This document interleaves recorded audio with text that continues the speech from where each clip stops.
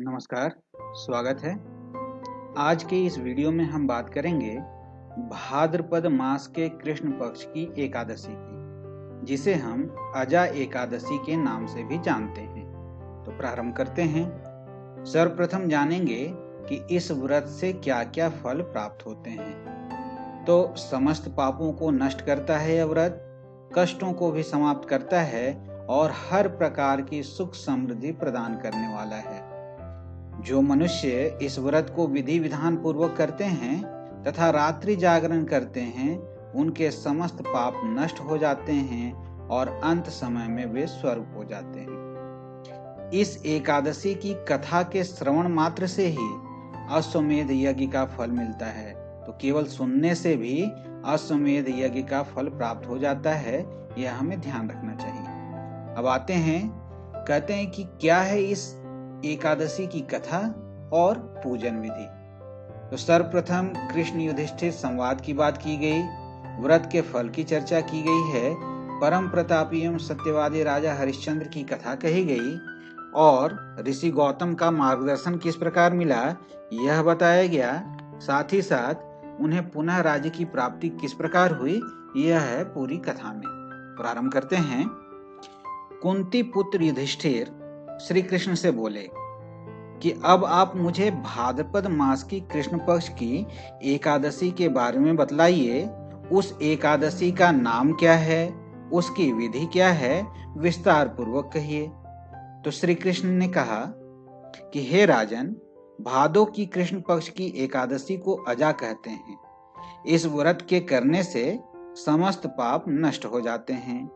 जो मनुष्य इस दिन भगवान की भक्ति पूर्वक पूजा करते हैं तथा व्रत करते हैं, उनके समस्त पाप नष्ट हो जाते हैं और वे सुख समृद्धि को प्राप्त करते हैं।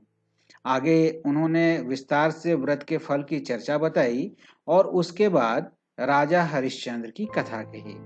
उन्होंने कहा कि सत्य की रक्षा करते हुए राजा हरिश्चंद्र ने अपने पुत्र और स्त्री तक को बेच दिया।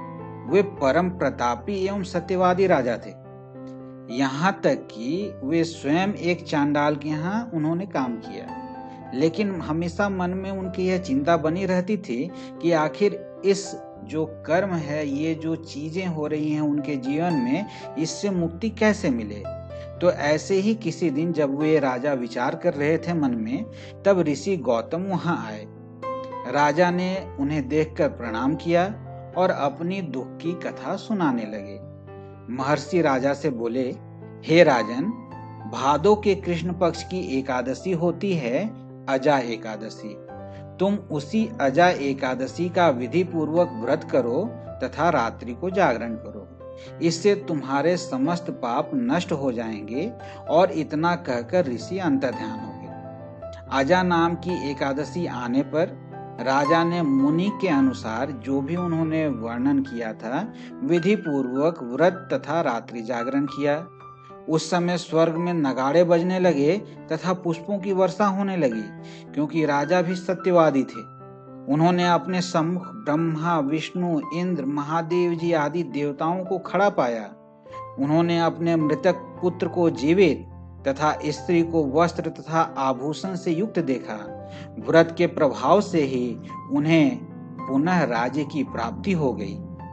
अंत समय में वे अपने परिवार सहित स्वर्ग लोक को गए। यह कहकर श्री कृष्ण युधिष्ठिर से बोले कि हे राजन, यह सब अजा एकादशी के व्रत का ही प्रभाव था।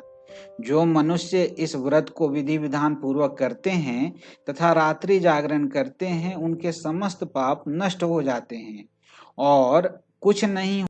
इसकी कथा ही अगर ध्यान पूर्वक भक्ति भाव होकर सुने तो उन्हें अश्वमेध यज्ञ का फल मिलता है।